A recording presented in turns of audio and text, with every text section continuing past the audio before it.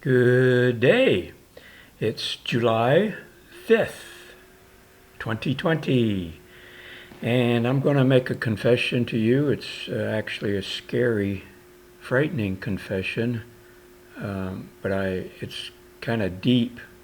It on the surface it doesn't may not seem like much, but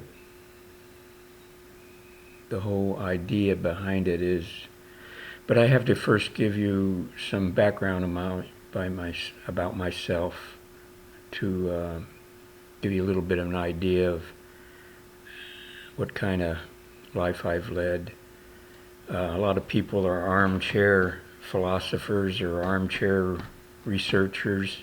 Um, I've always enjoyed flying. I don't like to necessarily fly on jets, commercial, big bodied flying conveyances that you sit with a whole bunch of other people in and you can only look out the porthole. I don't like that, but I've flown in Cessnas. While I was in the military, I got to fly on a military helicopter up front next to the pilot, not jammed in the back with all the other sardine troopers that were in the back. So I got to ride right up in the front, and man, that was an experience. Flying low and flying high. You know what flying is when you do it in a small plane. I've known people that actually get sick in a little Cessna, and yet they can fly in a big commercial jet with no problem, but I'm just the opposite way around. I've sailed across the Atlantic with just two other people in a 43-foot catamaran. I've done extensive double sailing in a 16-foot catamaran in the Gulf of Mexico, and single, double meaning myself and another person was on the catamaran. But I've sailed out by myself in stiff winds, which is an experience. So that gives you a little bit of an idea. I've kept beehives commercially that's supported myself, so I only had between 100 and 150, but it was enough to support me. So I worked out in the field.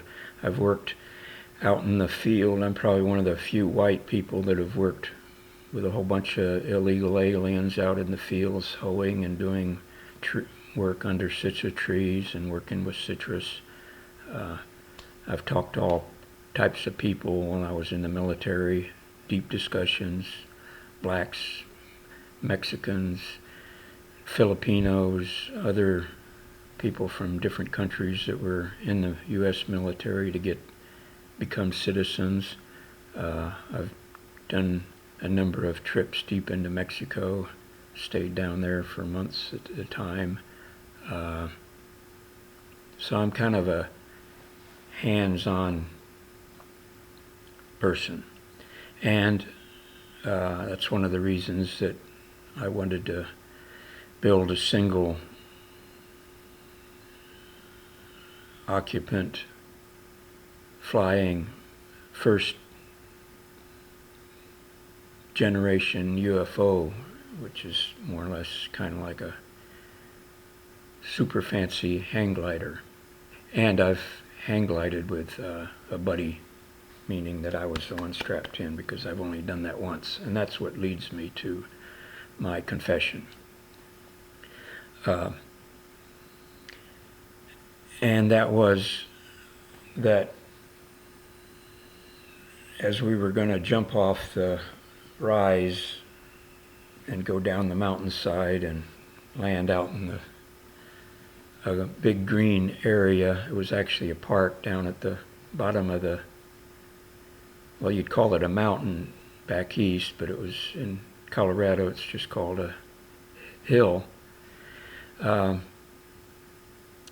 It took us a long time because the wind wasn't right, so we were standing ready to go for probably a half an hour, which was tiring because you're standing right next to a guy behind you strapped in, and you're ready to pull the chute up, and jump off the cliff.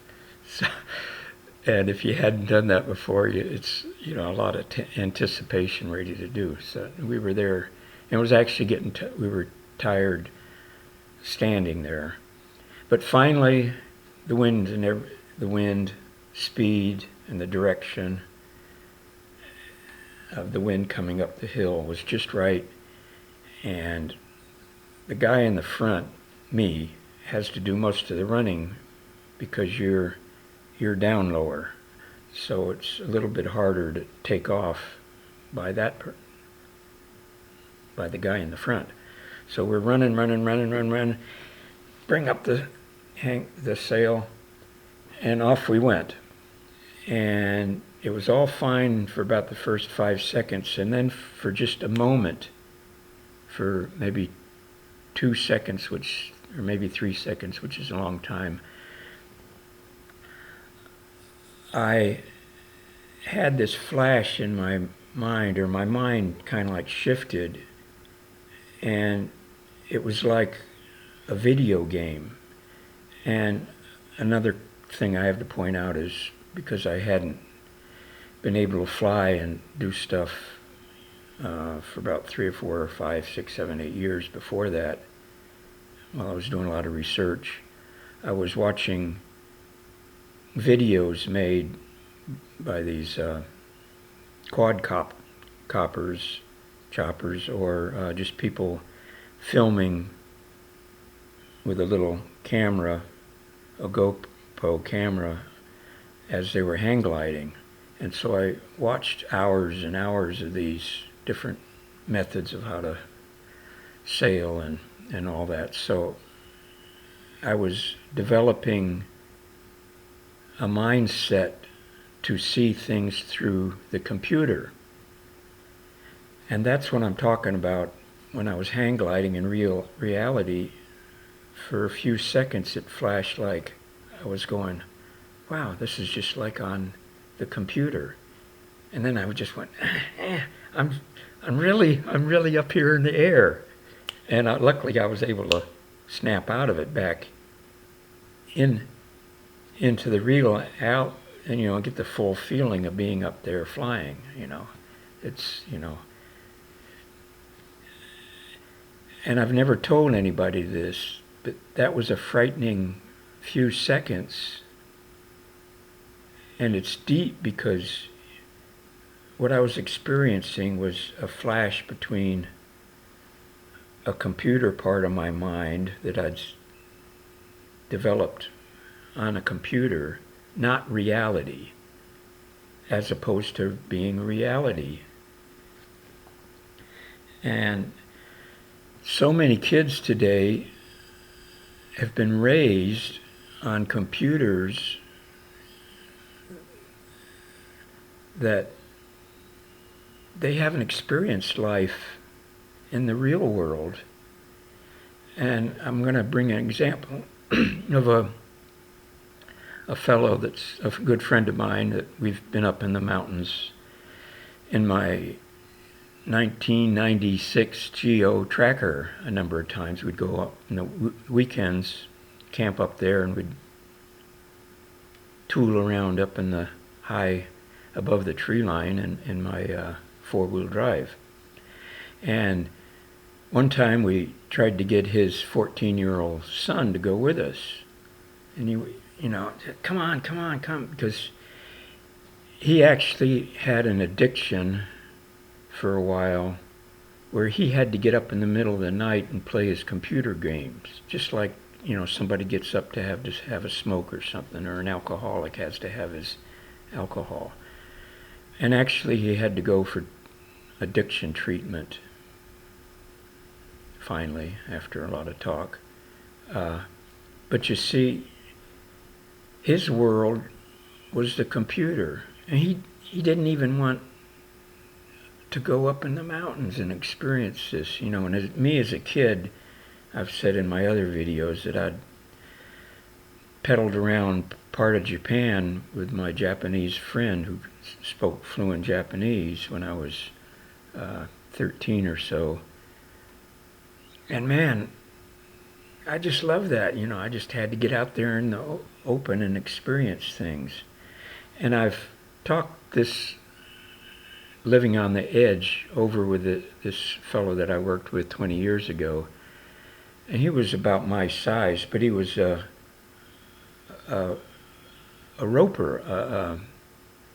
He rode steer in rodeos.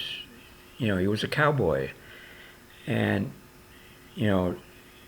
riding a steer, according to the people that have done it, is much more challenging than riding a bucking horse. And this guy said, well, what you're talking about, sailing and, living on the edge, I see that when I'm on that bull. And we talked about that, and I said, yeah, you're an example of living on the edge. And this guy wasn't any bigger than me, and when you poked him like this, he was solid. I mean, that guy, he could get dumped off a bull and get up and run away, But what I'm trying to confess, and the scary part is what I'm saying here is the difference between computer-generated reality, what you're hearing on the media, and what's going on in the real life.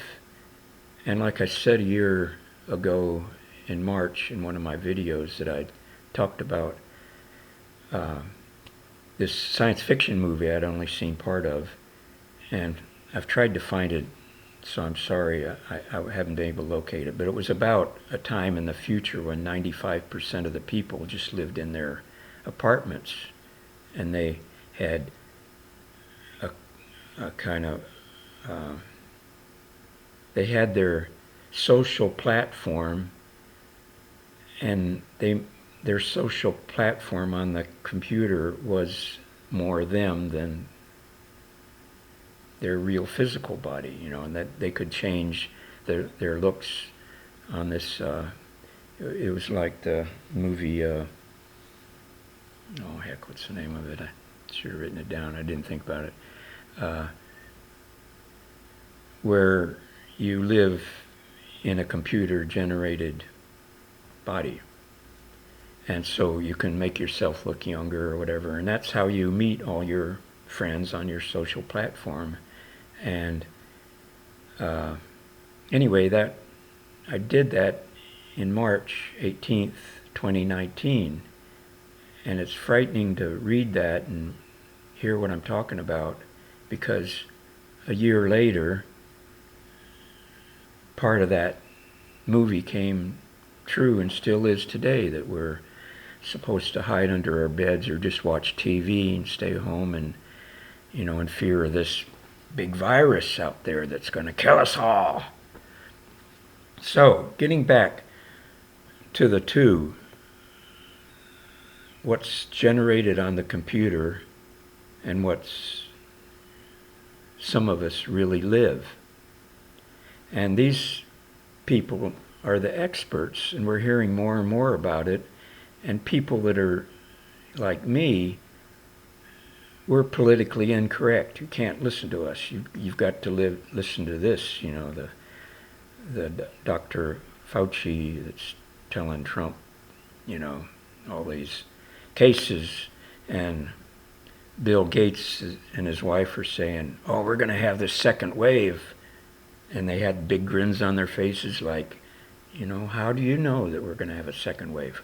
Well, all these people over here, all they have to do is say it on the media. And a lot of these people over here believe it. So, you see what I'm saying? They're getting everybody to live in their homes, not go out into the real world. The little companies are folding, collapsing, going bankrupt because they're not allowed to generate an income. The corporations are on the advantage because they're already set up in a cloud environment, computer world. So these two are getting further and further apart. And these are at war with those who want to do the, live reality over here. It's a fake generated computer robotic system that the younger people especially, that's all they know. That should scare the heebie-jeebies and everything out of you. And the more we get into that, the more we lose our soul, the more we get in the corporate computer world, the world of 5G.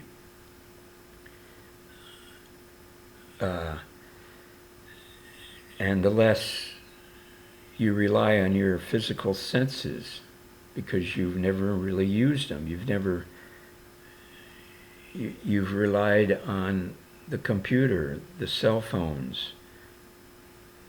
An example, this is what kind of got me off yesterday. Last night I was listening to the radio and they said about this girl that was taking pictures or selfies or something, and she was so busy with what she had on her hands that she went over the cliff in this park. I don't know, it seems like more women do this than guys, but you see what I'm saying? They get so wrapped up with their computer and not realizing really what the world's like, and they get close to the edge. When I get close to a cliff, I hang on for dear life, and it scares the jeebies out of me. And yet I'm able to hang glide and fly in a helicopter, or want to strap myself into a first generation Quanda effect UFO, because it's really living on the edge. Whereas somebody over here, they're afraid to go out, like this guy's son, up into the mountains. They have no interest in it. That should be scary. But the point of this video is to see the difference between there. It's actually a matrix. The simulation over here, it's all computer. You're becoming a robot. You're losing your soul in the corporate world. Whereas these people over here, they're the few people that really know how to go out and hunt or fish, or how the world really works, or how the gardens are grown.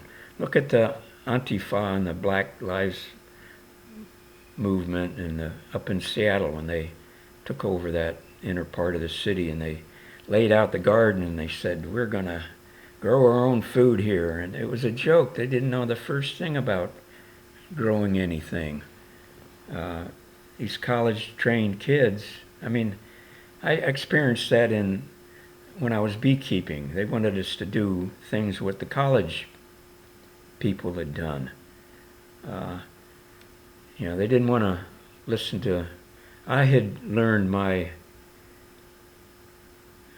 life of beekeeping from an old fellow that was in his 70s, and his dad had been a beekeeper. So I was learning stuff from 2 generations of beekeepers. And I was really good at it because I just listened to him, and for a couple years I worked for him for $2 an hour. Of course, this was back in the late 70s, when in Texas you could... $6 an hour was a lot of money. But still, $2 an hour was a joke at that time. It was what the wetbacks were getting that I worked along with. And incidentally, I've been in jail a number of different times for a week at a time, And so I've talked to fellow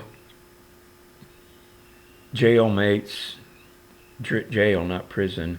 This would be a county jail, city jail. But you have plenty of time there, so you get to talk to the people, and you end up talking to the guy that the jail guy inside that kind of runs the jail in there. The go-to guy. And this guy was just a little short, small Mexican guy, but all the murderers and the big guys, they all followed. Anyway, he understood, eye to eye, and he told me, if you have any problems, just come to me. And of course, I was only in there for a week, but had been stuck in prison. This was what my lawsuit was about, because the judge had never even arraigned me. So I had a multi-million-dollar lawsuit against her, and when anybody got out, they got processed out at a given hour or two on just a couple of days of the week. And anyway, to make a long story short, by the end of that week, the police department had finally realized, we've really done something wrong by having... See, they thought that if I was arraigned by one of the bonds sales, they had to steal where you just went, the bondsmen did the arraigning, which is okay if, in Texas, if he bails you out. But when he made this offer, well, I couldn't believe it. I was getting arraigned. I said, "Who are you?" And he told me it was a bondsman. And I went, oh boy, do I have these guys? Do I have this department? And so, I told him I wasn't going to plead. You have me under false pretenses arrests. You have me in jail already. I'm not gonna bond out. So they had to stick me in jail, and that's where they didn't figure it out. That, I have to be arraigned by a judge within 48 hours if they're going to put me in jail. Anyway, so the point I'm getting at is after a week they realized, we've done something wrong. And this was a big jailhouse, lots of cops and people. And so they let me out in the afternoon, and all the fellow jail people knew I'd won, because I was getting out at a time when nobody gets out. So I was special treatment. And we'd talked about my case. And anyway, they all started clapping. And it was something, I felt pretty good that I was being honored in such a way by the other side of society. Anyway, I wanted to tell you that because it's important of how some people are experiencing something as opposed to somebody that's getting it through the media, through the TVs, through Hollywood, through this fake reality. So, that's 24 minutes. This should be a frightening realization if you understand what I'm trying to get across in this video. Weigh those two. Where are you? How much has your brain actually already developed to only work in this fake simulated world of the corporatocracy? Is it too late to try to experience life? Take off your mask. Bye now.